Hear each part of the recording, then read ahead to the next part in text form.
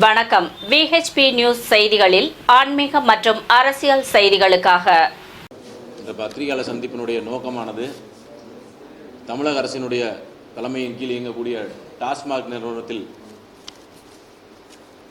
அமலாக்கத்துறை நடத்திய விசாரணையில் 1000 கோடி வரை ஊழல் நடந்திருப்பதற்கான ஆதாரங்கள் கிடைத்துள்ளதன் அடிப்படையில் தமிழக பாஜக தலைவர் திரு அண்ணாமலை அவர்கள் வருகின்ற 17ஆம் தேதி சென்னையில் உள்ள டாஸ்மாகினுடைய தலைமை அலுவலகத்தில் முற்றுகை போராட்டத்தை அறிவித்துள்ளார். அதன் தொடர்ச்சியாக இன்று தமிழகம் முழுவதும் ரெவென்யூ டிஸ்ட்ரிக்ட் வருவாய் மாவட்டங்களில் பத்திரிகையாளர் சந்திப்பானது நடைபெற்று வருகிறது. மதுரை மாவட்டத்திற்கு பத்திரிகையாளர் சந்திப்பிற்கு நம்முடைய மாநிலத்தினுடைய செயற்குழு உறுப்பினரும் மதுரை பெருங்கோட்டத்திற்கு உட்பட்ட 7 மாவட்டத்தினுடைய பொறுப்பாளர் மரியாதைக்குரிய கதலி நரசிங்க பெருமாள் அவர்கள் இந்த பத்திரிகையாளர் சந்திப்பினுடைய சிறப்பு அழைப்பாளராக வருகை தந்துள்ளார்.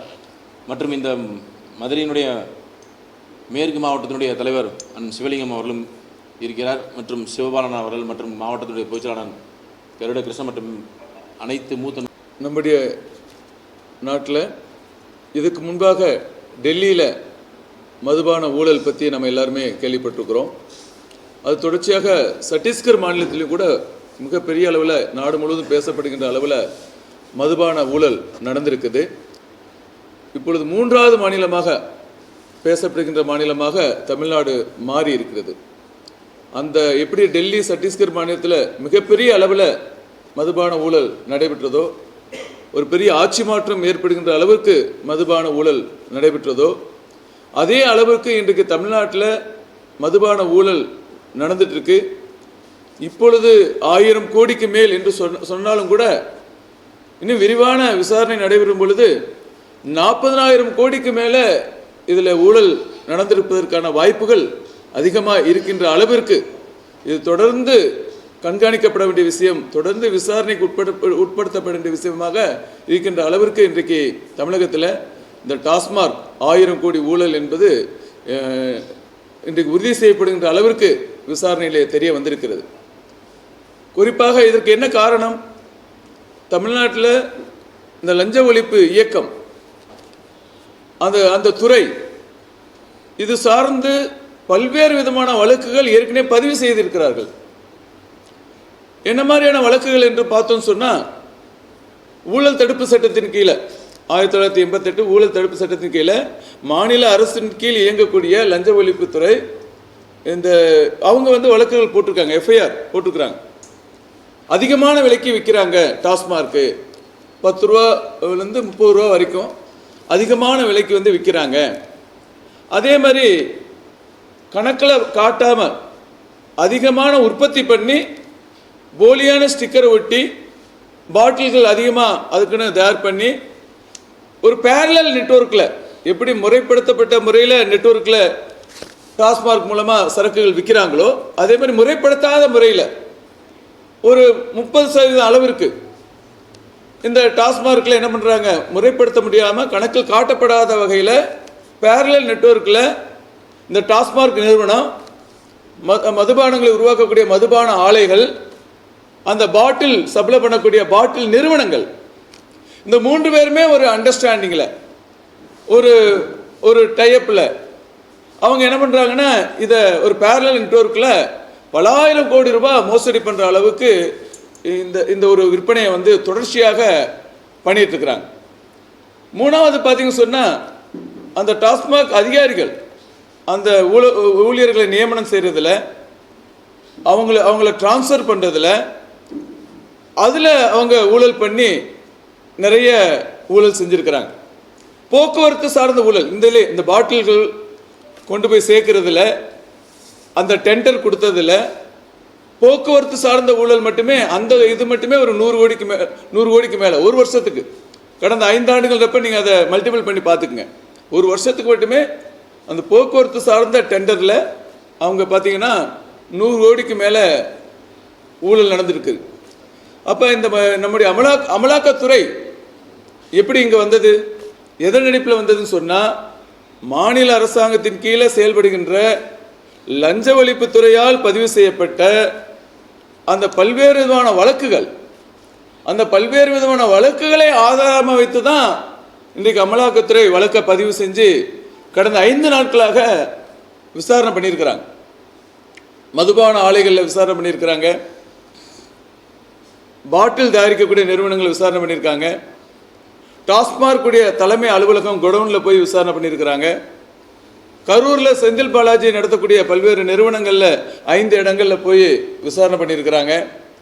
இப்படி பல்வேறு விதமான விசாரணையை அடிப்படையாக கொண்டு தான் இன்றைக்கு அமலாக்கத்துறை சில குற்றச்சாட்டுகளை இந்த ஊழலை அவங்க என்ன பண்ணுறாங்க நடந்திருக்கு என்பதை அவங்களுடைய விசாரணை மூலமாக அறிவிக்கிறாங்க. என்ன மாதிரி அறிவிக்கிறாங்க? ஆர்டிஃபிஷியலாக செயற்கையான முறையில் இவங்க ஊழல் பண்ணுறாங்க. ஒரு நெட்வொர்க் மூலமாக 100 பாட்டில் வேண்ட இடத்துல 130 பாட்டில் 30% பாட்டில் அதிகரித்து என்ன பண்ணுறாங்க உற்பத்தி பண்ணி அது கள்ள சந்தையில் விற்கிற மாதிரி வேறொரு நெட்வொர்க்கில் அதை கொண்டு வந்து டாஸ்மார்க் கடைக்கு கொண்டு வந்து அதை விற்கிறாங்க. உண்மையான ரேட்டு என்னவோ அந்த ரேட்டை விட 10 ரூபாயிலிருந்து 30 ரூபா அதிகப்படுத்தி விற்கிறாங்க. அதிகமான பாட்டில்கள், அதிகமான லிக்கர், அதிகமான அந்த ஸ்டிக்கர், அதிகமான கேப், அந்த மூடி, இதை கூட தயார் பண்ணி அதை சந்தைப்படுத்துகிறாங்க.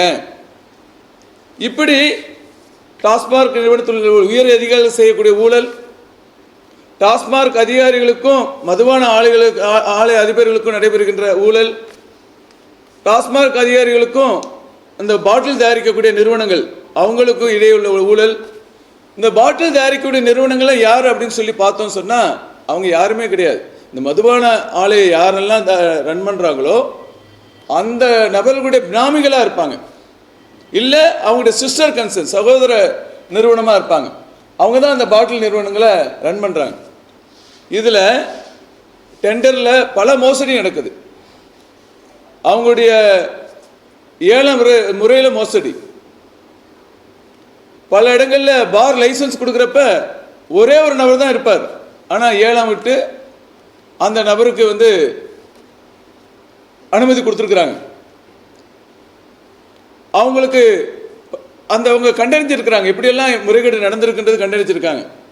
டிடி ஒரு டேட்டா இருக்கும், விண்ணப்பிச்ச தேதி ஒரு டேட்டா இருக்கும். இந்த ரெண்டுலேயுமே முரண்பாடு. விண்ணப்பிச்ச நபர் ஒருத்தராக இருப்பார், டிடி எடுத்து கொடுத்த பேர் வந்து இன்னொரு நபராக இருப்பார். இப்படி முரண்பாடு. இப்படி பல்வேறு முறைகளில் இந்த முரண்பாடுகள் நடந்திருக்கு. ஊழல் இப்போ நடந்த 5 நாள் விசாரணையில் 1000 கோடிக்கு மேலே இவங்க விசாரணை ஊழல் பண்ணியிருக்காங்க அப்படின்றத அமலாக்கத்துறை உறுதிப்படுத்தி இருக்கிறது. அந்த 5000 டாஸ்மார்க் நிறுவனங்கள் தமிழ்நாட்டில் இருக்குது. இது போக நிறைய அவுட்லெட்ஸ் இருக்குது. பெர்மனன்ட் லைசன்ஸ் உள்ள எஃப்எல் போன்ற அந்த அமைப்புகள் இருக்குது. இது போக டெம்பரரி லைசன்ஸ் நடத்தக்கூடிய மதுபான கடைகள் இருக்குது. இதுக்குடைய அசோசியேஷன் இருக்காங்க, எம்ப்ளாயி அசோசியேஷன். அவங்களே சொல்கிறாங்க 40% நடவடிக்கைகள், வியாபார நடவடிக்கைகள் வந்து அவுட் ஆஃப் டிரான்சாக்ஷன், முறையற்ற முறையில் இந்த நடவடிக்கை நடந்துட்டுருக்கு இது அப்படின்னு சொல்லி யார் சொல்கிறது? அந்த எம்ப்ளாயி அசோசியேஷனே சொல்கிறாங்க முறையற்ற முறையில் நடந்துட்டுருக்கு. அதனால் இது வந்து சரி செய்யப்படணும், இந்த ஊழல் கண்டறியப்பட வேணும், இந்த ஊழலுக்கு யார் காரணமோ அவர்கள் மேல் உரிய நடவடிக்கை எடுக்கணும்னு சொல்லி அந்த எம்ப்ளாயி அசோசியேஷனே இதை வெளிப்படமாக பேசிட்டு இருக்கிறாங்க. இதெல்லாம் மனதில் வைத்துக்கொண்டு தான் பாரதிய ஜனதா கட்சி இது பெரிய அளவில் மக்கள் மத்தியில் எடுத்துகிட்டு போகணும். இன்னைக்கு டாஸ்மார்க்குக்கே ஒழிப்போம், பூரண மதுவிலக்கு கொண்டு வருவோம், படிப்படியாக எண்ணிக்கை குறைப்போம்லாம் சொல்லி தான், தேர்தல் வாக்குறுதி சொல்லி தான் இவங்க ஆட்சிக்கு வந்தாங்க. நமக்கெல்லாம் தெரியும் எந்த அளவுக்கு அவங்க எண்ணிக்கையை குறைச்சிருக்காங்க அப்படின்னு நமக்கு தெரியும். ஆனால் இதை விட எண்ணிக்கை கூட தான் செஞ்சுருக்கு. வேறு வழியில் மணமகள் மன்றங்களுக்கு தரேன், நட்சத்திர ஹோட்டலில் தரேன், பெண்கள் கூட குடிக்கிற அளவுக்கு வேறு ஒரு மாடலில் லைசன்ஸ் தரேன், இப்படி சொல்லி தான் இன்னைக்கு எண்ணிக்கை வந்து கூடியிருக்கே தவிர்த்து இவங்க குறைக்கவே இல்லை. காரணம் என்ன? இந்த மதுபான ஆலைக்கு சொந்தக்காரங்களாம் யார்? உரிமையாளர்கள் யார்? பினாமிகள் யாரு, நண்பர்கள் யாரு, எல்லாமே ஆளுங்கட்சிக்கு சாதகமானவர்கள், ஆளுங்கட்சியோடு நேரடி தொடர்பில் உள்ளவங்க. ஆனால் இவங்க ஒருபோதும் இந்த தமிழ்நாட்டில் பூரண மதுவிலக்கு கொண்டு வர போகிறதில்ல. ஏன்? இவங்க அதில் பலாயிரம் கோடி ரூபாய் ஊழல் பண்ணுறாங்க. ஊழல் பண்ணுற பணத்தை தான் மக்களுக்கு தேர்தல் நேரத்தில் லஞ்சமாக கொடுக்குறாங்க. வேறு எப்படி கொடுக்க முடியும்? இவ்வளோ ஊழல் பண்ணுறதுனால தான் தேர்தல் நேரத்தில் வேறு எந்த மாநிலங்களும் இல்லாத அளவுக்கு தமிழ்நாட்டில் ஃபார்முலா சொல்லக்கூடிய அளவுக்கு, திருமங்கலம் ஃபார்முலா அப்படின்னு சொல்லக்கூடிய அளவுக்கு மக்களுக்கு வாரி வாரி லஞ்சம் கொடுக்குறாங்கன்னு சொன்னால் இப்படிப்பட்ட ஊழல் தான் காரணம். அதனால் இந்த ஊழலை தமிழக மக்கள் மத்தியில், குறிப்பாக உங்களை போன்ற பத்திரிகையாளர்கள், நாட்டில் ஜனநாயக நெறிமுறைக்காக நேர்மையான விஷயங்கள் நடக்கிறதுக்காக நீங்களும் போராடுறீங்க. நம்ம எல்லாருமே அரசியல் கட்சி, பத்திரிகையாளர்கள், இந்த ஜனநாயகத்தில் இப்படிப்பட்ட ஊழல் நடப்பதை அனுமதிக்க முடியாது. இதை மக்களுக்கு தெரியப்படுத்தணும். அந்த நோக்கத்தில் தான் பாரதிய ஜனதா கட்சி இந்த விஷயங்களை முன்னெடுத்து வருது.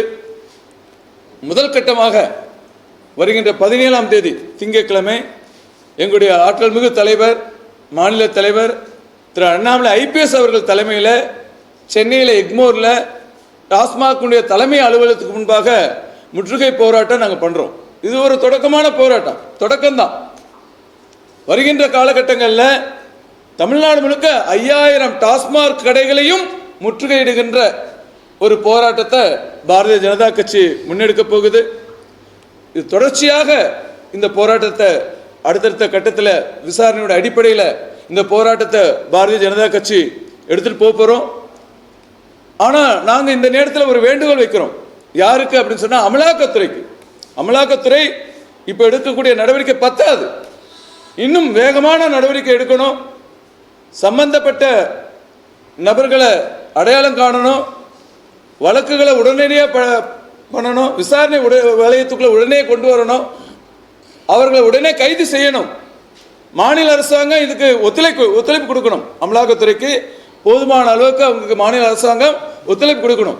குறிப்பாக நம்ம அமைச்சர் செந்தில் பாலாஜி, இது ஒரு மிகப்பெரிய, அவர் மீண்டும் அமைச்சராக கொண்டு வந்தது அப்படின்றது ஜனநாயகத்துக்கு ஏற்பட்ட அடி, கரும் புள்ளின்னு தான் சொல்ல முடியும்.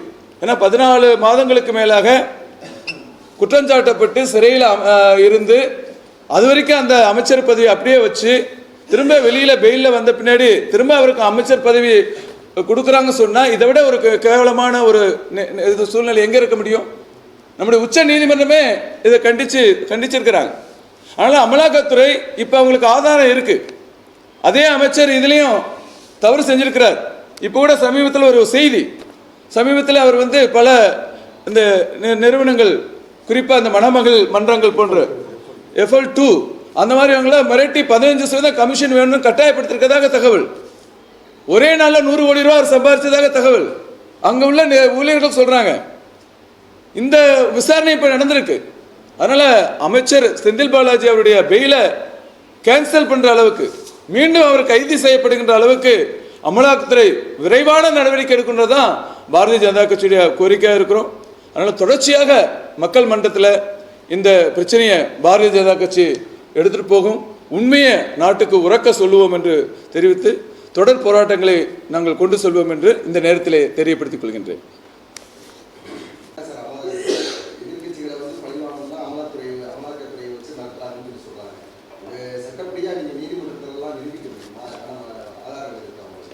அது அரசியல் காரணங்களுக்காக எப்படி வேணாலும் சொல்லலாம். அமலாக்கத்துறை என்பது ஒரு நடுநயமாக, சுதந்திரமாக, யாருடைய அச்சுறுத்தல் இல்லாமல், யாருடைய தூண்டுதல் இல்லாமல் செயல்படுகின்ற நிறுவனம் தான் அமலாக்கத்துறை. நாம் நம்பிக்கை வைக்கணும். அந்த அமலாக்கத்துறை தான் டெல்லியிலையும் உண்மை நிலையத்தை வெளியே கொண்டு வந்திருக்கு, சத்தீஸ்கர்லையும் உண்மை கொண்டு வந்திருக்கு, தமிழ்நாட்டிலையும் கொண்டு வரதுக்கு அவங்க முயற்சி பண்ணுறாங்க. எந்த அடிப்படையில்?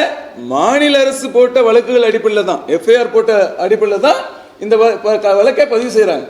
எப்படி இதை தூண்டுதல் நம்ம சொல்ல முடியும்? ஆனால் நிச்சயமாக எந்த ஒரு தூண்டுதல் இல்லை. அவங்க சுதந்திரமாக செயல்படுகின்ற அமைப்பு சுதந்திரமாக செயல்படுறாங்க, அதான் அர்த்தம்.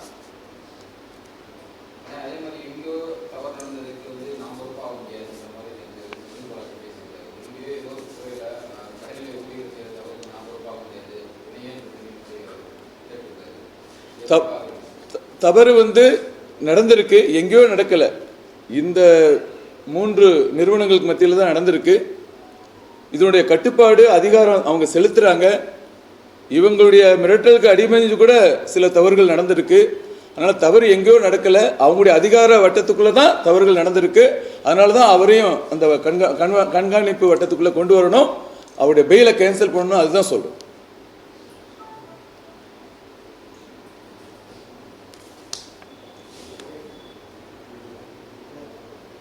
பெருமாள் பாரதிய ஜனதா கட்சியினுடைய மாநில செயற்குழு உறுப்பினர், மதுரை பெருங்கோட்ட பொறுப்பாளர்.